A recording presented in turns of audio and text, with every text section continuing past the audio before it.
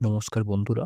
আমার gen AI প্লেলিস্টে তোমাদের স্বাগত। জেনারেটিভ এআই সম্পূর্ণ গাইড বাংলার যে প্লেলিস্টটা আমরা শুরু করেছিলাম, আ আমরা ইতিমধ্যে তাতে ৬ টি ভিডিও আপলোড করে দিয়েছি। উম আজকে ৭ নম্বর ভিডিওটি আপলোড করব। তোমরা এই প্লেলিস্টটা ওপরের লিঙ্কে ক্লিক করে দেখে নিতে পারো। আর এই প্লেলিস্টে আমি জেনারেটিভ এআই এর সম্পূর্ণ ব্যাখ্যা থেকে শুরু করে foundation model, AI engineer roadmap, a LangChain complete beginner guide, LangChain tutorial, RAG এই সবগুলো অলরেডি কভার করে দিয়েছে। আর এবার যদি ল্যাংচেনের কথায় আসি, তো ল্যাংচেন আসলে কি? তো আমি একটু রিক্যাপ দিয়ে দিচ্ছি যে ল্যাংচেন কি সেটা যে আমি ব্যাখ্যা করেছিলাম। ল্যাংচেন হলো বেসিক্যালি একটি ওপেন সোর্স ফ্রেমওয়ার্ক, যেটা দিয়ে আমরা LLM বেসড অ্যাপ্লিকেশন খুব সহজে বানাতে পারি। এর সবচেয়ে বড় সুবিধা হলো অর্কেস্ট্রেশন। মানে বিভিন্ন কম্পোনেন্টকে একটার সাথে আরেকটা চেইনের মতো জুড়ে দেওয়া যায়, যাতে খুব কম কোড লিখে পুরো একটা পাইপলাইন তৈরি করা যায়। তো এখানে তোমরা দেখতে পাচ্ছ যে এই ল্যাংচেনের এই যে ডায়াগ্রামে এটি বলা হয়েছে। এটা আমি বিস্তারিতভাবে যে ভিডিওটিতে আলোচনা করেছি সেই ভিডিওর লিঙ্কটা তোমরা উপরে পেয়ে যাবে। আর ল্যাংচের আরেকটা বড় সুবিধা হলো ল্যাংচের মডেল অ্যাগনস্টিক আ ইন্টারফেস। মানে আজকে যদি OpenAI ব্যবহার করেন আর কালকে মনে হয় যে Gemini বা Claude এ শিফট করবেন, তাহলে এক লাইন বদলালেই অ্যা হবে। পুরো অ্যাপ্লিকেশন আবার নতুন করে কোড করার দরকার নেই। তো আমি একটা উদাহরণ দিয়ে দেখাই। তো এইখানে দেখো OpenAI, এই OpenAI এর আমি এখানে একটা মডেল নিয়েছি GPT-4 ও তার থেকে। এই যে এটা আমি আ একটা ইনস্ট্যান্স বানিয়ে নিয়েছি যেটা দিয়ে আমি LLM কল করতে পারি। এখানে ল্যাংচেন OpenAI থেকে চ্যাট OpenAI, আর এখানে GPT-4 ও। সে জায়গায় আমি যদি পরের দিন মনে করি যে Anthropic ইউজ করব, তাহলে আমি এখানে শুধুমাত্র এই লাইনটা বদলালেই হয়ে যাবে। From LangChain Anthropic, chat Anthropic import করে নিতে হবে। আর এখানে আমার Anthropic এর Claude মডেল মেনশন করে দিলেই হয়ে যাবে। সেরকমভাবেই আমি যদি Google Gemini ইউজ করতে চাই, তাহলে এইভাবে আমার কোড লিখলে হয়ে যাচ্ছে। তাহলে পুরো অ্যাপ্লিকেশন নতুন করে লিখতে হচ্ছে না। ১-২ লাইন কোড বদলালেই হয়ে যাচ্ছে। আর আমি আগেই বলেছি ল্যাংচেনের আমাদের ৬ টি কোর কম্পোনেন্ট রয়েছে। তো এই ৬ টি কোর কম্পোনেন্টের মধ্যে যে মডেল কম্পোনেন্টটা আমি ইতিমধ্যে একটা ভিডিওতে বিস্তারিতভাবে আলোচনা করেছি। মডেলের মধ্যে আমাদের ২ টো মডেল আছে, ল্যাঙ্গুয়েজ মডেল এবং এমবেডিং মডেল। তো ল্যাঙ্গুয়েজ মডেলটা বিস্তারিতভাবে আলোচনা করেছি একটি ভিডিওতে কোডিং সহ, হ্যান্ডস অন। সো সেটা তোমরা উপরের লিঙ্কে ক্লিক করে দেখে নিতে পারো। আর এমবেডিং মডেলটাও আমি আলোচনা করেছি। তার সাথে RAG অ্যাপ্লিকেশনের কোড আমি দেখিয়েছি। তো সেটাও তোমরা উপরের লিঙ্কে ক্লিক করে দেখে নিতে পারো। তো ল্যাংচেনের ৬ টি কম্পোনেন্টের মধ্যে model, prompts, chains, memory, indexes and agents, এই ৬ টি বিল্ডিং ব্লক রয়েছে।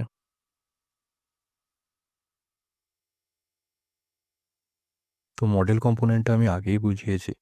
তবুও আমি একবার রিক্যাপ দিয়ে বুঝিয়ে দিই মডেল কম্পোনেন্টটা আমাদের দরকার কী জন্য হলো। মডেলটা বেসিক্যালি হলো আমাদের স্ট্যান্ডার্ডাইজেশন লেয়ার। তো বেসিক্যালি ল্যাংচেন আসার আগে তো NLPতে আমাদের ২ টি ক্লাসিক সমস্যা ছিল। সেই ক্লাসিক সমস্যাটা কি? NLU মানে ন্যাচারাল ল্যাঙ্গুয়েজ আন্ডারস্ট্যান্ডিং। এটা হলো ইউজার আসলে কী বোঝাতে চাইছে সেটা হলো মেশিন যাতে বুঝতে পারে। সেটাই হলো ন্যাচারাল ল্যাঙ্গুয়েজ আন্ডারস্ট্যান্ডিং। আর কনটেক্সট অ্যাওয়ার টেক্সট জেনারেশন, এই ২ টি ক্লাসিক সমস্যা ছিল। কনটেক্সট অ্যাওয়ার টেক্সট জেনারেশন কি? বুঝে শুনে যুক্তিসঙ্গত উত্তর তৈরি করা। তো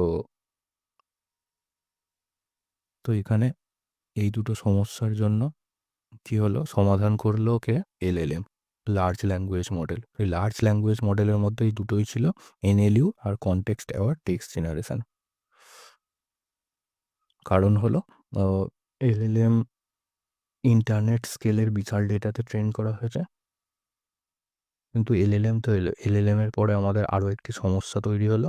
LLM হলো বিশাল বড় মডেল, আর এর সাইজ ১০০ জিবিরও বেশি।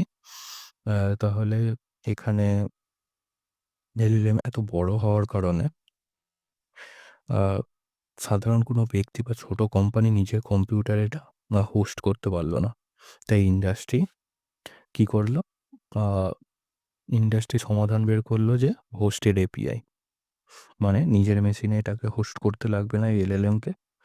তার বদলে OpenAI এর এপিআই বা Anthropic এপিআই, Google Gemini এর এপিআই, এইসব এপিআই হলো বড় যেসব এন্টারপ্রাইজ বা কোম্পানি তারা এপিআই হোস্ট করে দিল। আর সেই এপিআই কল করলেই হয়ে যায়। বা ওই যে বড় এলএলএম আছে সেটা নিজের মেশিনে চালাতে লাগে না। তো এইটার সমাধান তো হলো। কিন্তু এইটা আরেকটা সমস্যা নিয়ে এলো। সেটা হলো বিভিন্ন যে কোম্পানির বা বিভিন্ন আ মডেল মডেলের যে এপিআই তার স্ট্রাকচারও বিভিন্ন। যেরকম OpenAI এর এপিআই স্ট্রাকচার ভিন্ন, Anthropic এর এপিআই স্ট্রাকচার ভিন্ন, Gemini এপিআই স্ট্রাকচার ভিন্ন।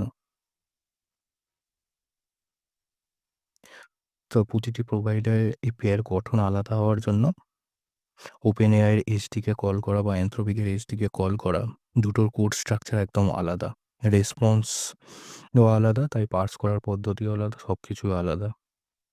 তাহলে OpenAI এর এসডিকে ব্যবহার করে অ্যাপ বানালে, তারপরে ক্লাউডে শিফট করতে চাইলে পুরো ইন্টিগ্রেশন কোড আবার করে লিখতে হচ্ছে। প্রোভাইডার বদলে পুরোটা রিরাইট করতে হচ্ছে। তো এই সমস্যার সমাধান নিয়ে হলো ল্যাংচেন। ল্যাংচেনের মডেল কম্পোনেন্ট। তো আমি ইতিমধ্যেই দেখিয়েছি মডেল কম্পোনেন্টে ১ থেকে ২ লাইন বদলালেই এই তুমি অন্য প্রোভাইডারে শিফট করে যেতে পারো। এখানে পুরো রিরাইট করার দরকার নেই। তাহলে এটাই হলো স্ট্যান্ডার্ডাইজ ইন্টারফেস। তো মডেল আমাদের এই স্ট্যান্ডার্ডাইজ ইন্টারফেস দেয়। তো এইখানে আমাদের ২ ধরনের মডেল আছে। Language model. তো ল্যাঙ্গুয়েজ মডেলে কি হয়? তুমি টেক্সটে ইনপুট দিলে টেক্সটে আউটপুট পাবে। যেমন চ্যাটবট, এজেন্ট এইসবের জন্য। আর এমবেডিং মডেল মানে তুমি টেক্সটে ইনপুট দিলে ভেক্টরে আউটপুট পাবে। এটা হলো RAG অ্যাপ্লিকেশন বানানোর জন্য। আর সিমান্টিক সার্চের জন্য এমবেডিং মডেল ইউজ করা হয়। তাহলে আমাদের ল্যাংচেন হলো স্ট্যান্ডার্ডাইজ ইন্টারফেস দেয়। তো যদি তুমি ল্যাংচেনের ডকুমেন্টেশন দেখো তাহলে দেখতে পাবে সেখানে Anthropic, Mistral, Azure, OpenAI, Vertex AI, Bedrock, Hugging Face এরকম অনেক প্রোভাইডার লিস্ট আছে। আর প্রতিটির সাথেই বলা আছে কোনটির টুল কলিং সাপোর্ট করে। কোনটা স্ট্রাকচার আউটপুট দেয়, কোনটা লোকালি চালানো যায় ইত্যাদি। তো এটা গেল যে আমাদের মডেলস কি কাজ করে বা মডেলসের দরকার কেন হলো? তো নেক্সট আমাদের যে আ ৬ টি কোর কম্পোনেন্টের মধ্যে নেক্সট কম্পোনেন্ট হলো আমাদের প্রম্পটস। তাহলে প্রম্পটসটা আমাদের কি জন্য লাগে সেটা দেখে নিই। প্রম্পটস মানে হলো ডায়নামিক টেমপ্লেট। তাহলে প্রম্পটস ইনপুট ইঞ্জিনিয়ারিং। তাহলে আমাদের প্রম্পটস হলো বেসিক্যালি ইনপুট ইঞ্জিনিয়ারিং।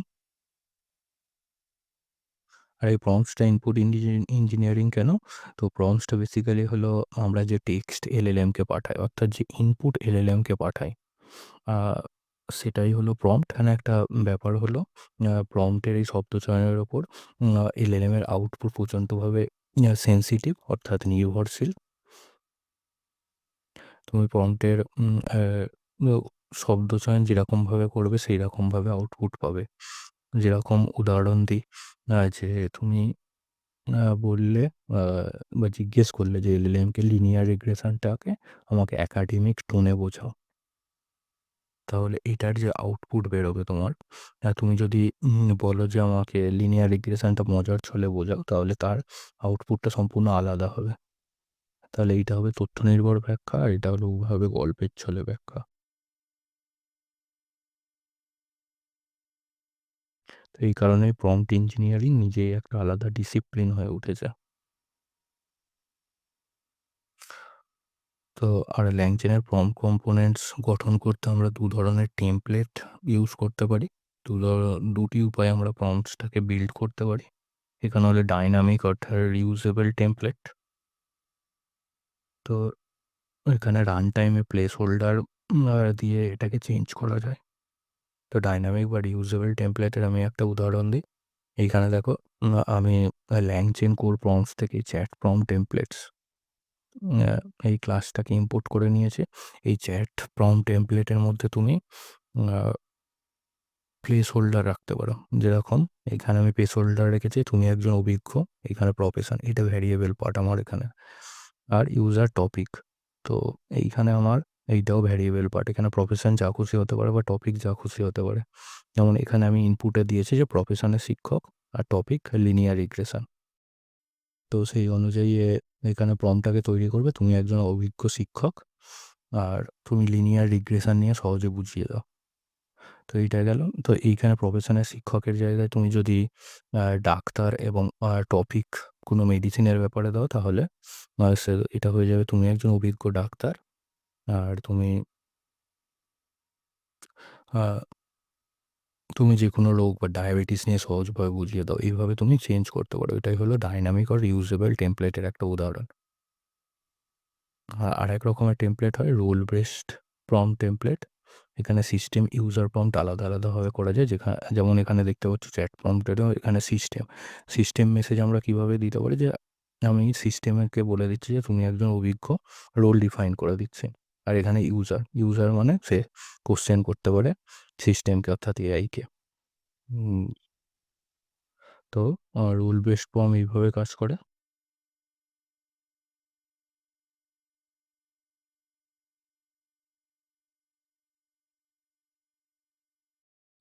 তো এবার আসি সেই কম্পোনেন্টে যার নামেই পুরো ফ্রেমওয়ার্কটার নাম হয়েছে। হ্যাঁ, আমি চেন কম্পোনেন্টের কথা বলছি।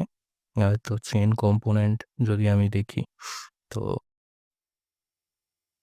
তো এখানে দেখো চেন কম্পোনেন্ট, যে কম্পোনেন্টের নামেই ফ্রেমওয়ার্কের নেম অর্থাৎ লাইন চেনের নাম। চেন মানে হলো এমন একটা পাইপলাইন যেখানে একটা স্টেপের আউটপুট অটোমেটিক্যালি পরের স্টেপের ইনপুট হয়ে যায়। তো তোমাকে ম্যানুয়ালি কিছু ওয়্যার করার দরকার হয় না। যেমন ধরো একটা অ্যাপ চাই যেটা প্রায় 1000 শব্দের একটি ইংরেজি আর্টিকেল নেবে। তো এখানে ধরো আমি একটা ইংরেজি টেক্সট নিলাম 1000 শব্দের। এবার সেটার হিন্দি সামারি আমাকে দিতে হবে যেটা 100 শব্দের কম হবে। তাহলে ইংরেজি টেক্সট আমি LLM 1 এর কাছে পাঠাবো এটা হিন্দি ট্রান্সলেট করার জন্য। LLM 2 তো কী করবে, এটা সামারি তৈরি করবে। তাহলে LLM 1 ট্রান্সলেটারের কাজ করছে, LLM 2 সামারি তৈরি করছে আর আমাকে হিন্দি সামারি দিচ্ছে। তো চেইন ছাড়া যদি এটা আমি করতে চাই সেটা করতে গেলে আমাকে প্রথমে LLM 1টাকে কল করে টা হিন্দিতে ট্রান্সলেট করতে হতো এইটা। আর তার আউটপুটটা বের করে এটাকে আবার LLM 2তে ফিট করতে হতো সেটা সামারি জেনারেট করার জন্য। তা দুটো আলাদা ধাপ করতে হতো ম্যানুয়াল ওয়্যারিংয়ে। কিন্তু চেন দিয়ে করলে একবার চেনটা কল করে এই কাঁচা ইংরাজি টেক্সট দিয়ে পুরো 2 ধাপের পাইপলাইনটা অটোমেটিক্যালি এক্সিকিউট হয়ে যাবে। তো এটা একটা সিকোয়েন্সিয়াল চেনের উদাহরণ। তো একটা আউটপুট হলো পরের ইনপুট হয়ে যায়। তো আমি যদি একটা উদাহরণ দিয়ে দেখাই, এখানে আমি এখানে GPT-4 মডেল নিয়ে নিয়েছি LLM এর আর সিকোয়েন্সিয়াল চেনের এখানে দেখো ট্রান্সলেট প্রম্পট। এখানে বলছে যে translate the following English article into Hindi. তো এই প্রম্পটটা কী করবে, এ হলো আমাদের যে ইংলিশে আর্টিকেল আছে সেটাকে হিন্দিতে ট্রান্সলেট করবে। আর summarise prompt summarise the following Hindi text in under 1000 word. তো সেটাকে আমার সেই যে আউটপুটটা বেরোবে হিন্দি ট্রান্সলেটেড যে আউটপুট সেটা হলো 100 ওয়ার্ডের নিচে সেটাকে সামারাইজ করবে। আর এইটা আমরা যদি সিকোয়েন্সিয়াল চেনে ফর্ম করি এইরকম দেখতে হবে। এই যে এখানে দেখতে পাচ্ছ জিনিসটা, এইটা হলো আমাদের সিকোয়েন্সিয়াল চেন। যেখানে আমাদের কী ধাপ আছে, আমরা ট্রান্সলেট প্রম্পটটা নিয়েছি। যেমন ট্রান্সলেট প্রম্পটটা তো এটা একটা LLM এর কাছে পাঠাচ্ছে। আর এখানে এই যে পাইপ অপারেটর দেখছো এইটাই বেসিক্যালি এইগুলোকে আ চে চেনে ফর্ম করে। তো ট্রান্সলেট প্রম্পটটা আমার আ আউটপুটটা অটোমেটিক্যালি ট্রান্সলেট প্রম্পটটা আমার LLM এর কাছে চলে যাবে। আর LLM দিয়ে আমি যে আউটপুটটা পাবো সেটাকে আমি স্ট্রিংয়ে পার্স করে নিতে পারছি স্ট্রিং আউটপুট পার্সার ইউজ করে। এটা হচ্ছে পাইপ অপারেটর দিয়ে একটা চেইন ফর্ম করছে। আর তারপরে আমার যে ট্রান্সলেটেড টেক্সট আমি পাচ্ছি সেটাকে আমি র‍্যাপ করে দিচ্ছি এখানে। তারপরে আমার সামারাইজড প্রম্পট যেটা আছে সেটা আমি LLM এর কাছে পাঠিয়ে দিচ্ছি। আর শেষে এই যে স্ট্রিং আউটপুট পার্সার এটা কী করছে, ফাইনালি আমার যে আ হিন্দির যে ট্রান্সলেট ভার্সানটা এসেছিলো সেটাকে পার্স করে দিচ্ছে।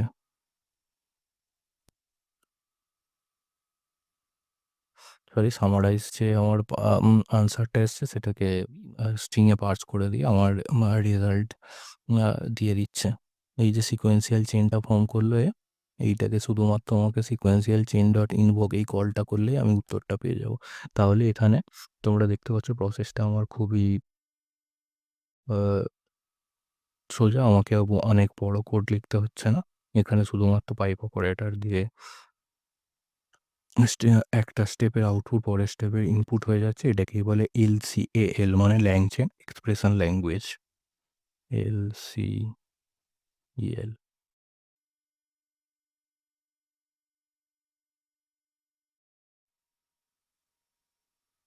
তো এটা গেল সিকোয়েন্সিয়াল চেনের উদাহরণ। এছাড়া আমাদের আছে প্যারালাল চেন। তো প্যারালাল চেনটা কি? একটা ইনপুট একসাথে অনেকগুলো LLM এ পাঠানো যায়। মানে হলো তোমার একটা ডকুমেন্ট আছে, সেটাকে তুমি একটা LLM এর কাছে পাঠালে, একটা LLM এর কাছে পাঠালে, একটা LLM এর কাছে পাঠালে। তো প্রতিটি রিপোর্ট থেকে এখানে আলাদা আলাদা অ্যাঙ্গেল জেনারেট করছে, আর তারপর সেই যে আউটপুটগুলো জেনারেট করছে সেটা ফাইনাল একটা LLM এর কাছে পাঠিয়ে সেইটাকে তুমি মার্জ করে নিতে পারো। তো এর একটা উদাহরণ দেখে নেওয়া যাক। এখানে আমার প্যারালাল চেন আছে, সেখানে আমি কি করছি, একটা রিপোর্টের সামারি জেনারেট করছি ফিনান্সিয়াল ইম্প্যাক্ট অনুযায়ী। তারপরে আরেকটা অ্যাঙ্গেলে এটা সামারি জেনারেট করছে এটা টেকনিক্যাল রিস্কের অনুযায়ী। আর একটা অ্যাঙ্গেলে আমি সামারি জেনারেট করছি কাস্টমার ইম্প্যাক্টের অনুযায়ী। তো এই তিনটাকে আমি এইভাবে চেইন ফর্ম করতে পারি, যেখানে আমার এই প্রথমের যে প্রম্পট আছে সেটা LLM এর কাছে পাঠিয়ে আমি এটাকে স্ট্রিংয়ে কনভার্ট করে নিচ্ছি। এই একটা চেন, এই একটা, আর এই একটা, এই তিনটে একসাথে প্যারালালি এক্সিকিউটস হবে। এই যে চেনটাকে যদি আমি ইনভোক করি, এখানে রানেবল প্যারালাল দিয়ে আমি এখানে প্যারালাল চেন ফর্ম করে নিচ্ছি। আর তারপরে আমার যে আউটপুটটা বেরোচ্ছে এইখানে দেখো মার্জ প্রম্পট। এখানে merge this three angles in the summaries into cohesive reports. তো সেখানে আমি কি পাঠিয়ে দিচ্ছি, তো আমার একটা মার্জ প্রম্পট আমি ফর্ম করে এখানে আমি প্যারালাল চেনটাকে ফর্ম করে নিচ্ছি। দেখো প্যারালাল অ্যাঙ্গেলস এইটা যাচ্ছে আমার, তারপরে মার্জ প্রম্পট, তারপর আমি LLM এর আরেকটা LLM এর কাছে পাঠাচ্ছি। এটা হলো 4 নম্বর LLM, যেটা হলো এই তিনটে প্যারালাল চেনের LLM এর যে আউটপুট হবে সেটাকে মার্জ করে স্ট্রিংয়ে কনভার্ট করবে। তো এইভাবে আমাদের প্যারালাল চেন ফর্ম হয়। তো এটা গেল প্যারালাল চেন। আর এক রকমের চেন হলো আমাদের কন্ডিশনাল চেন। এটা হলো কন্ডিশন অনুযায়ী বিভিন্ন পথে চলে যাবে। কাস্টমার ফিডব্যাক, এটা হলো ইনপুট টেক্সট দিল, এবার LLM এটাকে ক্লাসিফাই করবে এটা ভালো নাকি খারাপ। কাস্টমার ফিডব্যাক অনুযায়ী যদি ভালো ফিডব্যাক হয় তাহলে একটা দিকে চলে যাবে, সেটা থ্যাংক ইউ মেসেজ পাঠিয়ে দেবে। আর যদি খারাপ ফিডব্যাক হয় তাহলে সাপোর্ট টিমে ইমেল করে দেবে LLM দিয়ে। তো এটাই হলো কন্ডিশনাল চেন। তো এটার উদাহরণটা আমি দেখিয়ে দিই। এখানে হলো আমার ক্লাসিফাই প্রম্পট আছে, যে classify this customer feedback exactly আর গুড অর ব্যাড। তো আমার যে কাস্টমারের যে ফিডব্যাকটা আছে সেটাকে এই প্রম্পটটা ক্লাসিফাই করে সেটা গুড অর ব্যাড কিনা সেটা জানাবে। এটা হলো আমার ক্লাসিফাই চেন আমি ফর্ম করে নিয়েছি। তারপরে আমাদের এখানে সেন্ড থ্যাংক ইউ আছে, আর এসকালেট টু সাপোর্ট, দুটো ফাংশন আছে। তো এখানে আমি একটা ব্রাঞ্চ বানিয়ে নিচ্ছি, যদি গুড হয় তাহলে এটা দেবে, আর যদি ব্যাড হয় তাহলে, গুড হলে তাহলে সে হলো থ্যাংক ইউ, এই সেন্ড থ্যাংক ইউ ফাংশনটাকে কল করে দিচ্ছে, আর না হলে সাপোর্টের কাছে এসকালেট করে দিচ্ছে। আর এখানে কন্ডিশনাল চেনটা কীভাবে ফর্ম হচ্ছে দেখো। তো এইখানে আমাদের ফিডব্যাক আছে, আর ক্লাসিফিকেশান, ক্লাসিফাই চেন, ইনভোক, এইভাবে ক্লাসিফাই চেনটাকে আমি করছে। আর এখানে আমার কন্ডিশন অ্যাপ্লাই করা আছে, যদি গুড হয় তাহলে সে সেন্ড থ্যাংক ইউ করছে, নাহলে এসকালেট টু সাপোর্টে চলে যাচ্ছে। এই পাইপ ব্রাঞ্চ দিয়ে এখানে apply branch to the prepend context আমি পাঠিয়ে দিচ্ছে। এইভাবে কন্ডিশনাল চেনটা ফর্ম হয়ে যাচ্ছে আমার।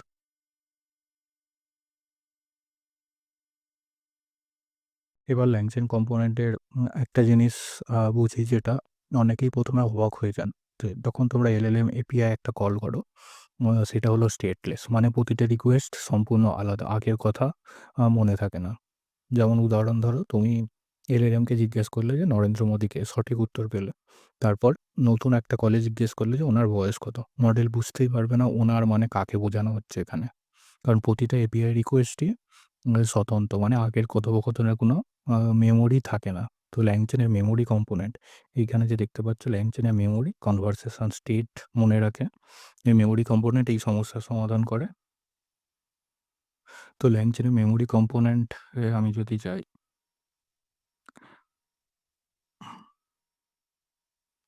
তো এই যে মেমোরি কম্পোনেন্টটা দেখতে পাচ্ছ স্টেটলেসনেস এর সমস্যার সমাধান। আগের কথা আ LLM API মনে রাখছে না। তাহলে আ এর সমাধান হলো ল্যাংচেনের মেমোরি কম্পোনেন্ট। এখানে ৩ ধরনের মেমোরি কম্পোনেন্ট এখানে সাপোর্ট করে। কনভারসেশন মেমোরি, মানে পুরো হিস্ট্রি মনে রাখে, কোনো লিমিট নেই। এর একটা যদি আমি উদাহরণ দিই, এখানে কোডিং এর উদাহরণ দেখতে পারো। আমি এখান থেকে আ কনভারসেশন বাফার মেমোরি নিয়ে নিয়েছি ল্যাংচের মেমোরি থেকে, কনভারসেশন বাফার মেমোরি। আর আমি এখানে GPT-4o মিনির একটা LLM মডেল নিয়ে নিয়েছি। তো এখানে আমি যখন বাফার মেমোরি এইভাবে ইনিশিয়ালাইজ করব, কনভারসেশন বাফার মেমোরি, তো তার বাফার চেইন যখন কনভারসেশন চেইন আমি ক্রিয়েট করব, আমি মডেলটা দেবো আর মেমোরির মধ্যে আমার বাফার মেমোরি চলে যাবে। মানে এটা পুরো চ্যাট হিস্ট্রি সেভ করে। প্রতিটি নতুন কলে পুরোটাই আবার পাঠানো হয়। মানে আগের যেসব কনভারসেশন হয়েছে সেটা আবার LLM কে পাঠাতে হয়, যাতে LLM কনটেক্সট মনে রাখে। এটা সিম্পল, কিন্তু এখানে আ কনভারসেশন যত লম্বা হবে খরচ ততই বাড়বে। কারণ এই যে কনভারসেশন হিস্ট্রির সাইজটা বাড়তে থাকবে, আর লম্বা হলে টোকেন খরচও বাড়বে। তোমার ইনপুটে যত বেশি তুমি কনভারসেশন পাঠাবে তার জন্য অনেক বেশি মেমোরি নেবে, তত বেশি ইনপুট টোকেন খরচ হবে, আর তত বেশি কস্ট আমাদের যাবে। তাহলে এটার কোনো সীমা নেই, এটা লিমিটলেস। পুরো কথোপকথন এই যে বাফার মেমোরি ডট বাফার এখানে জমা থাকে। এটা গেল এক ধরনের মেমোরি, কনভারসেশন বাফার। নেক্সট আমাদের আছে বাফার উইন্ডো। তো বাফার উইন্ডো কি হয়? শেষ যে এন্ডটা, মানে শেষ তুমি যেরকম ডিফাইন করে দেবে, শেষ ১০ টা যদি তুমি চাও যে মনে রাখবে সে, তাহলে সেটা তুমি ডিফাইন করে দিতে পারো যখন মেমোরি ডিফাইন করবে। তো বাফার উইন্ডোর জন্য আমি এখানে দেখে নাও কনভারসেশন বাফার উইন্ডো মেমোরি নিয়ে নিয়েছি। সরি, এই সেকেন্ডটা কনভারসেশন বাফার উইন্ডো মেমোরি। আর এটার ইউসেজটা আমি দেখে নিই। এখানে এন্ডটা ইন্টারেকশন মনে রাখে। এইজন্য এখানে কনভারসেশন বাফার উইন্ডো মেমোরিতে আমি k = 5 দিয়েছি। তার মানে হলো আমার শেষ ৫ টা কনভারসেশন মনে রাখবে। আর আমার যত কনভারসেশন হতে থাকবে ও শেষ ৫ টা কনভারসেশন আ আস মনে রাখবে আর সেটা LLM কে পাঠাবে। তো এখানে আমাকে এটা প্রোভাইড করে দিতে হয় মেমোরি উইন্ডো মেমোরি, মানে শেষ ৫ টা কনভারসেশনের মেমোরি। ৫ টার বেশি ইন্টারেকশন হলে পুরানোগুলো বাদ পড়ে যাবে। মানে লেটেস্ট ৫ টাও মনে রাখবে। এটা গেল এক ধরনের মেমোরি, বাফার উইন্ডো মেমোরি। ৩ রকম মেমোরি হলো সামারি বেসড মেমোরি। তার মানে আমার যে কনভারসেশন চলছে তার পুরোটাকে সেভ না করে তার একটা সামারি আমি LLM কে পাঠিয়ে দেবো। এটা পুরো ট্রান্সক্রিপ্টের বদলে তাহলে সামারিটা পাঠায়। টোকেন আর খরচ দুটোই বাঁচে। এটা আগের দুটো যে বাফার উইন্ডো আর কনভারসেশন বাফার মেমোরির থেকে একটু বেটার সামারি বেসটা। তো এখানে দেখতে পাচ্ছ, এখানে তুমি ল্যাংচেন থেকে কনভারসেশনস বা সামারি মেমোরি নিয়ে নিতে পারো। অ্যান্ড কনভারসেশন সামারি মেমোরির ভেতরে তুমি LLM-টাকে ডিফাইন করলে, আর চেইন যখন ফর্ম করছো তখন তুমি মেমোরি কার্ডও তোমার সামারি মেমোরি দিয়ে দিলে। তাহলে এটি একটি সংক্ষিপ্ত মেমোরি LLM এর কাছে পাঠায়, যাতে এ মনে রাখতে পারে যে আমাদের কী কনভারসেশন চলছে। তো এখানে টোকেন আর খরচ বাঁচে। আর শেষে যেটা আছে সেটা হলো কাস্টম মেমোরি। নির্দিষ্ট ফ্যাক্ট তুমি সেভ করে রাখতে পারো। আ এর জন্য আমরা যদি কোডিং এক্সাম্পলটা দেখে নিই, যে নির্দিষ্ট কিছু পারসিস্টেন্ট ফ্যাক্ট, যেমন ইউজারের পছন্দ সেভ করে রাখার জন্য নিজের মতো করে বেস মেমোরি থেকে ইনহেরিট করে বানানো হয়। যেরকম ফ্লিপকার্টে তুমি আ দেখবে ওরা হলো তোমার কার্ট, আ তুমি কি পছন্দ করছো সেগুলো হলো তোমার ব্রাউজারে সেভ করে রাখা। তুমি ব্রাউজারে হিস্ট্রি ক্লিয়ার করে দিলে সেগুলোও চলে যায়। এরকম টাইপের যেগুলো ইম্পোর্টেন্ট ইউজারের, তো এরকম কিছু সেভ করে রাখা যেতে পারে কাস্টম হিসাবে। যেরকম এখানে আমি একটা মেমোরি ভ্যারিয়েবলসের নিয়েছি নোন ফ্যাক্টস বলে। তো নোন ফ্যাক্টস এর ভিতরে আমি ওগুলো স্টোর করে রাখবো। যেমন এখানে ইউজার যদি বলে যে আমার নাম রাহুল, সেটা ফ্যাক্ট হিসাবে স্টোর হবে। আ আর এখানে আমার নাম এইভাবে এই জিনিসটাকে কি ভ্যালু পেয়ারে স্টোর করবে। তো এখানে প্রথমে যদি কোশ্চেন করে আমার নাম রাহুল আর তারপরে জিজ্ঞেস করে আমার নাম কি, সেভ করা ফ্যাক্ট থেকে উত্তর দিয়ে দেবে। এটা হলো কাস্টম মেমোরির একটা উদাহরণ। তো এইসব জিনিসগুলো আমরা যে দেখলাম, conversation buffer, window summary base, custom memory, এই জিনিসগুলো আমরা ডিটেলসে পরে হ্যান্ডস অন কোডিং করে দেখব। আমি একটা সব রকম মেমোরির একটা কোডিং স্নিপেট এক্সাম্পল দেখালাম। পরের ভিডিওতে আমরা প্রত্যেকটা কম্পোনেন্ট আলাদা আলাদা করে হ্যান্ডস অন ডিটেলসে বুঝবো। তো এর পরের গুরুত্বপূর্ণ কম্পোনেন্টে আমি যদি যাই, তো আমাদের মডেলস, প্রম্পটস, চেঞ্জ, মেমোরি, এই 4টে কম্পোনেন্ট বোঝা হয়ে গেল। এর পরেরটা হলো ইনডেক্স। RAG নলেজ বেস এর জন্য এই ইনডেক্স কম্পোনেন্টটা খুব গুরুত্বপূর্ণ। তো LLM এর এমন একটা সমস্যা আছে যেটা সবাই ফেস করেছে। যেমন ChatGPT যদি আমি প্রাইভেট কিছু ডেটা সম্পর্কে জানতে চাই, যেমন কোম্পানির লিভ ফাইল পলিসি, যে কোম্পানিতে কাজ করে, বা কোনো স্পেসিফিক কোম্পানির লিভ পলিসি, সেগুলো সে উত্তর দিতে পারবে না। কারণ এই ডেটা ও কখনো ট্রেনিংয়ের সময় দেখেইনি। তো ইনডেক্স কম্পোনেন্ট হলো এই সমস্যাটার সমাধান করে। এটা LLM-কে বাইরের বা প্রাইভেট নলেজ সোর্সের সাথে কানেক্ট করে। একটা PDF, ওয়েবসাইট বা একটা ডেটাবেস যাই হোক। তো আমি যদি ইনডেক্সটা একটু ডিটেলসে তোমাদের দেখাই। তো ইনডেক্স হলো প্রাইভেট ডেটার সাথে LLM কানেক্ট করার জন্য আমরা ব্যবহার করি। তো ইনডেক্সে যেসব প্রাইভেট ডেটার সমস্যা, সেটাকে সমাধান হলো আমাদের ইনডেক্স কম্পোনেন্ট। তো যেমন উদাহরণ, 1000 পাতার একটা কোম্পানির রুল বুক আমরা ইনডেক্সের মাধ্যমে স্টোর করে সেটা থেকে আমরা আনসার জেনারেট করতে পারি। ধরো কোম্পানির 1000 পাতার একটি রুল বুক আছে। সেটা তুমি Google Drive-এ রাখতে পারো। মানে হচ্ছে এটা ডকুমেন্ট লোডার কাজ করে। Google Drive বা Amazon S3 তাতে তুমি স্টোর করে রাখলে। তারপর সেখান থেকে ডকুমেন্টটাকে ফেচ করে তুমি টেক্সট স্প্লিটার দিয়ে সেটাকে চাঙ্কে, মানে টুকরোয় ভেঙে দিতে পারো। সেখান থেকে প্রতিটি চাঙ্ককে আমরা একটা ভেক্টরে রূপান্তর করে দিই। আর সেটা হলো ভেক্টর ডেটাবেসে স্টোর করি। এটাই হলো ইনজেকশন ফেজ। এটা একবার করতে হয়। আর এরপরে রিট্রিভারের মানে ওই যে কোম্পানির রুল বুকের ওপর কোনো প্রশ্ন করলে যেসব স্টোর ভেক্টর আছে তার মধ্যে কোসাইন সিমিলারিটি সার্চ করে সবচেয়ে কাছাকাছি চাঙ্কগুলো ফেরত এনে LLM-কে পাঠিয়ে আমরা আনসার জেনারেট করতে পারি। এই যে জিনিসটা দেখতে পাচ্ছ যে ইনডেক্সের, তো ইনডেক্সের এই যে সলিউশন, RAG বা এমবেডিং, এই টপিকটা আমি আগের ভিডিওতে বিস্তারিতভাবে কোড সহ আলোচনা করেছি। তো তোমরা আগের ভিডিওটা উপরের লিঙ্কে ক্লিক করে দেখে নিতে পারো। সেখান থেকে তোমার পুরো আইডিয়া চলে আসবে যে ইনডেক্স কীভাবে কাজ করে বা প্রাইভেট ডকুমেন্টের সাথে আমরা LLM-কে নিয়ে কীভাবে কাজ করব, আর RAG পাইপলাইন কীভাবে বানাতে হয়। তো এটা গেল আমাদের 5 নম্বর কম্পোনেন্ট, যেটা হলো আমাদের ইনডেক্স। এবার আমাদের 6 নম্বর কম্পোনেন্ট, এটা খুবই গুরুত্বপূর্ণ, এজেন্টস। এজেন্টসটা কেন গুরুত্বপূর্ণ? কারণ আ এখন এজেন্টস সবচেয়ে বেশি ব্যবহার করতে করা হচ্ছে। কারণ এটাই সবচেয়ে এক্সাইটিং কম্পোনেন্ট LangChain ফ্রেমওয়ার্কের মধ্যে। আর তার আগে আমরা চ্যাটবট আর এজেন্টের মধ্যে পার্থক্যটা বুঝে নিই। তাহলে আমরা এজেন্টসটা কি সেটা বুঝতে পারব। তো তো এইখানে দেখতে পাচ্ছ আমাদের আছে চ্যাটবট বনাম AI এজেন্ট। চ্যাটবট কি করতে পারে? শুধু কথা বলতে পারে। মানে তোকে চ্যাটবটকে তুমি যদি একটা কিছু আ স্পেসিফিক কোয়েশ্চেন করো, সে তার আনসার দিতে পারো।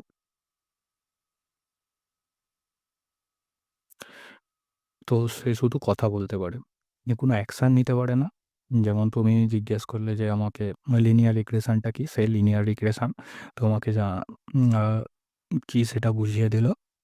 বা তুমি জিজ্ঞেস করতে পারো যে আমার জন্য একটা কবিতা লেখো বৃষ্টি নিয়ে, সে কবিতাটা লিখে দিতে পারে। এরকমভাবে সে টেক্সট জেনারেট করতে পারে। বা তুমি যেরকম আ কোনো মানুষের সাথে কথা বলো সেরকম কথা বলতে পারে। কিন্তু AI এজেন্ট শুধু কথা বলতে পারে না, সে কাজও করতে পারে।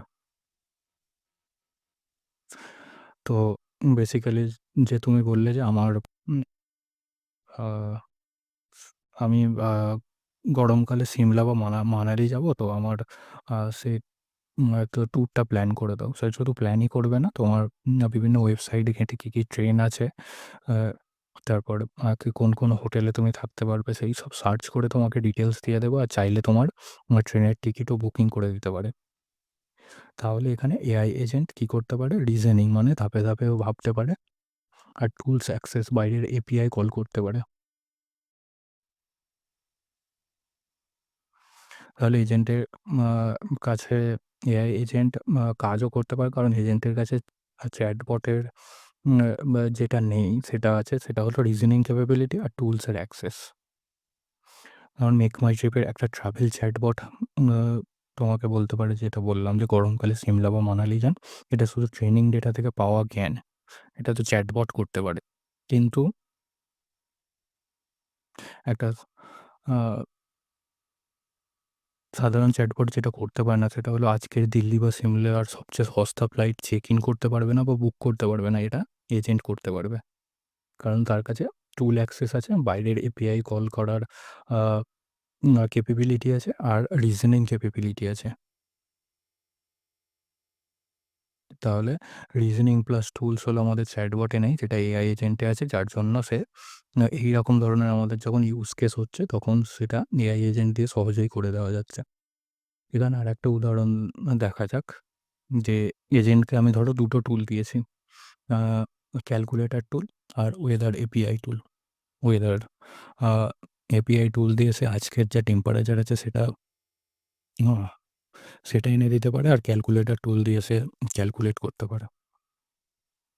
তো এজেন্টকে প্রশ্ন আমরা ধাপে, ধাপে করতে পারি। যেরকম আজকের দিল্লিতে যে টেম্পারেচার আছে তাকে ৩ দিয়ে গুণ করো, তাহলে সে ওয়েদার এপিআই টুল দিয়ে ১ম এ টেম্পারেচার নিয়ে আসবে, আর তাকে তারপর ক্যালকুলেটর টুল দিয়ে সেটাকে ৩ দিয়ে গুণ করে দেবে। তাহলে এখানে এজেন্টিক লুপ বা এই যে আমি দেখালাম যে রিজনিং কিভাবে কাজ করে এই জিনিসটা দেখে নেওয়া যাক। তো ধাপ 1 হলো রিজন। আগে দিল্লিতে তাপমাত্রা জানতে হবে। তার জন্য সে ওয়েদার টুল বেছে নিল। আর পরবর্তী ধাপ, আমাদের ধাপ 1 টা হয়ে গেল। পরবর্তী ধাপ হলো তার উপর অ্যাক্ট করা। যেহেতু ওয়েদার এপিআই কলস ইনপুট দিল্লি আর আউটপুট ২৫ ডিগ্রি সেলসিয়াস টেম্পারেচার পেয়ে গেছে। তো এটার উপরে এবার সে অ্যাক্ট করবে। এবার ধাপ ৩ হলো রিজন। এখন ২৫ কে ৩ দিয়ে গুণ করতে হবে। তো তার জন্য সে আবার ক্যালকুলেটর বেছে নিল। যেহেতু আমাদের কোয়েশ্চেন ছিল যে টেম্পারেচারকে ৩ দিয়ে গুণ করা। তাহলে ১ম এ রিজনিং এ ও ওয়েদার টুল বেছে নিল। তারপরে অ্যাক্ট করল। সেই হলো দিল্লিটা পাঠালো। আর তার টেম্পারেচারটা পেয়ে গেল। তারপরে রিজন হলো তাকে ক্যালকুলেট করতে হবে। সে ক্যালকুলেটর এপিআই টুলটা বেছে নিল। দেয়া হলো রিজন। এবার অ্যাক্ট করল। ক্যালকুলেটর কল করল 25.3 অ্যান্ড মাল্টিপ্লাই। তার থেকে সে আউটপুট পেয়ে গেল। তাহলে রিজন, অ্যাক্ট, অবজার্ভ, আবার রিজন। যদি এখানে ও আনসারটা না পেত, তাহলে ও আবার রিজনে চলে যেত এখান থেকে। অ্যাক্টের পরে অবজার্ভে যদি না হয়, তাহলে সে আবার রিজনে চলে যেত। এইভাবে রিঅ্যাক্টিভ লুপে এজেন্ট কাজ করে। আর যদি এখানে ফাইনাল আনসার পেয়ে গেছে, তো এখানেই তার রিঅ্যাক্টিভ লুপটা শেষ হয়ে গেল। তাহলে reasoning plus tool equal to হলো এজেন্ট।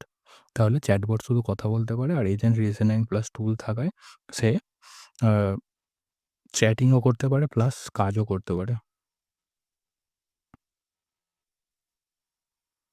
তাহলে এখানে এআই এজেন্টে আমরা শুধু টুলগুলো ডিফাইন করে দিলাম, ওয়েদার এপিআই আর ক্যালকুলেটর। আর তারপর এজেন্ট নিজেই করে নিল। কোন টুল কখন কল করতে হবে, কোন অর্ডারে করতে হবে, এটা আমাদের ম্যানুয়ালি লিখতে হয়নি।